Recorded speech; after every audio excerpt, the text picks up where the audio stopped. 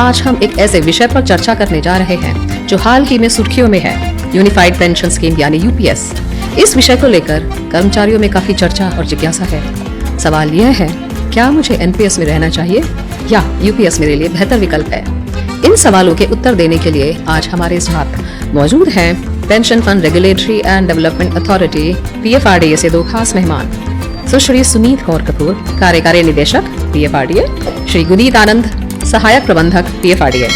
Show में आपका स्वागत है। धन्यवाद। हम आगे बढ़ते हैं सेगमेंट 2 पर। यूपीएस क्या है और अप्रैल 2025 से इसमें क्या नया है?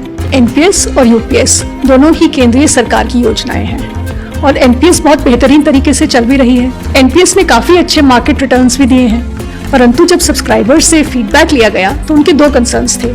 एक, महंगाई भत्ता नहीं है एनपीएस में, और दूसरा, मार्केट की जो अनसर्टेनिटी है उसकी वजह से वो थोड़ा परेशान थे। सो इन्हीं दो कंसर्न्स को लेकर यूपीएस लॉन्च किया गया। तो अब यूपीएस जो है वो एनपीएस की बेहतरीन सारी उसमें विशेषताएं हैं और उसमें कुछ और एडिशन किए गए हैं। तो यूपीएस एक तरह से एनपीएस प्लस है, और वो प्लस क्या है? सबसे पहले आपका जो पेमेंट है, पे आउट है, वो अश्योर्ड हो जाता है, निश्चित हो जाता है। तो आपको 50% आपका जो बेसिक है आपका पिछले 12 महीने का, जब आप सुपर एनुएट करते हैं तो उसका जो 50% है, 50% है, वो आपको मिलना शुरू हो जाएगा। महंगाई भत्ता मिलना शुरू हो जाएगा।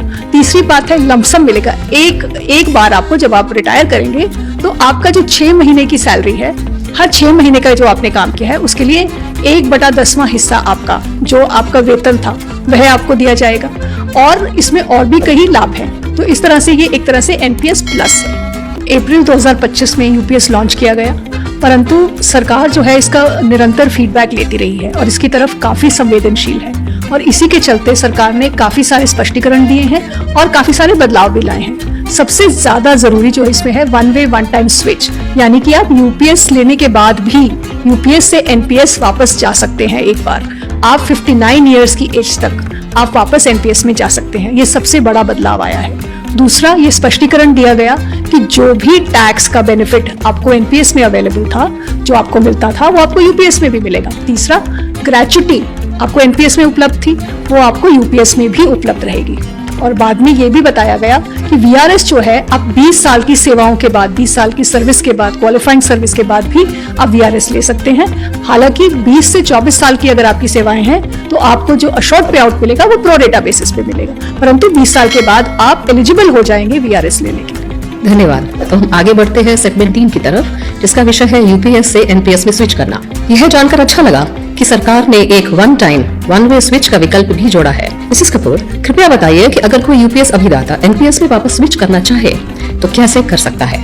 अगर कोई भी अभिदाता या सब्सक्राइबर यूपीएस से वापस एनपीएस जाना चाहे तो अपने सेवानिवृत्ति से 1 साल पहले, यानी कि 59 ईयर्स की एज तक वो वापस जा सकता है। वीआरएस से 3 महीने पहले वापस जा सकता है और रेजिग्नेशन से भी पहले वो वापस जा सकता है। और जब वो वापस जाएगा तो उसके बाद उसका जो 4% उसको एनपीएस में एक्स्ट्रा मिलता था वो उसके प्लान में वापस मिलना शुरू हो जाएगा। दूसरा, जो भी उसको रिटर्न्स मिले थे डिफॉल्ट स्कीम के तहत, वो भी रिटर्न्स उसके एनपीएस के प्लान में वापस दे दिए जाएंगे।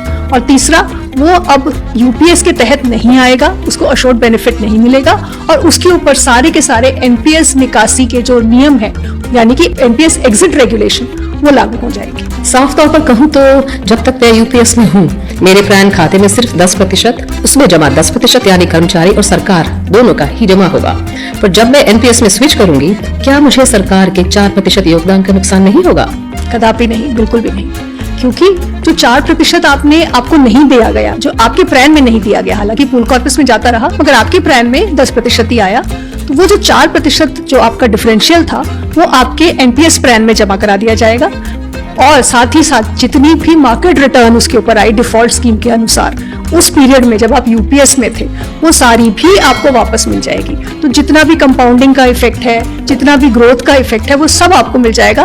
किसी भी अभिदाता को या सब्सक्राइबर को किसी भी प्रकार का लॉस नहीं होगा। अब हम बढ़ते हैं सेगमेंट 4 की तरफ। क्या यूपीएस एनपीएस जितना लचीला है? अगर कोई एनपीएस अभिदाता यूपीएस चुनता है तो क्या उसका एनपीएस प्लान में जमा राशि खो जाएगी? ऐसा बिल्कुल भी नहीं है। तो जब कोई अभिदाता एनपीएस से यूपीएस माइग्रेट करता है तो केवल इतना होता है कि उसका प्रैन जो है अब एनपीएस की जगह यूपीएस से टैग हो जाएगा, प्रैन नंबर भी सेम रहेगा, उसमें भी कोई चेंज या बदलाव नहीं आता है। और जितना भी कॉर्पस उसके एनपीएस प्रैन में था अब वो यूपीएस में दिखने लगता है, यूपीएस प्रैन में दिखने लगता है। और जो अभिदाता है, सब्सक्राइबर है, वो अपना ऑनलाइन भी वो कॉर्पस देख सकता है। और साथ ही साथ सीआरए उसका पीरियोडिकली समय समय पर एक आपको स्टेटमेंट भी भेजता है। तो ये बिल्कुल ट्रांसपेरेंट है, पारदर्शी है। अगर कोई एनपीएस अभिदाता 31 मार्च 2025 से पहले रिटायर होता है और वह यूपीएस का दावा करना चाहता है, तो क्या उसे पहले ली हुई लमसम निकासी वापस करनी होगी या अपनी एन्युटी सरेंडर करनी होगी? ऐसा भी नहीं है।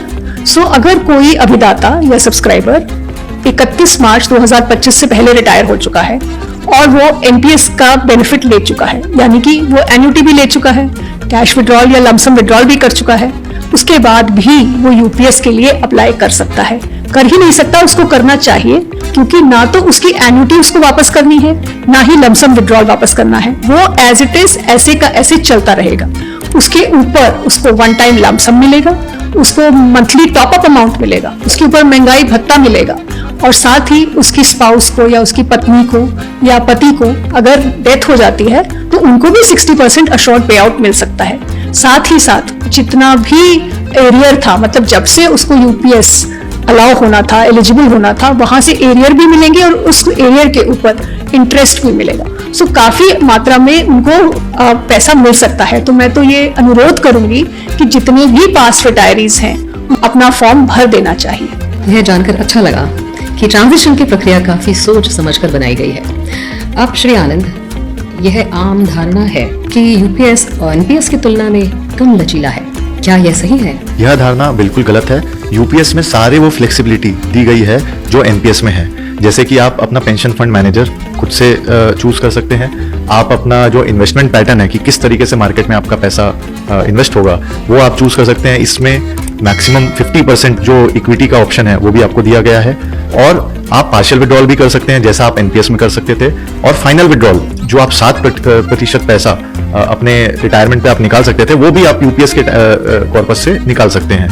तो इसके अलावा जैसा मैम ने ऑलरेडी बताया कि एक स्विच का भी ऑप्शन आपको दिया जाता है कि आप यूपीएस से एनपीएस में आ सकें, तो वो आपको ऑप्शन भी दिया गया है। तो जैसा आप देख सकते हैं कि एनपीएस के सारे इसमें फीचर्स है, सारे फ्लेक्सिबिलिटी है, और यूपीएस में एक स्विच का फैसिलिटी एक्स्ट्रा है। धन्यवाद।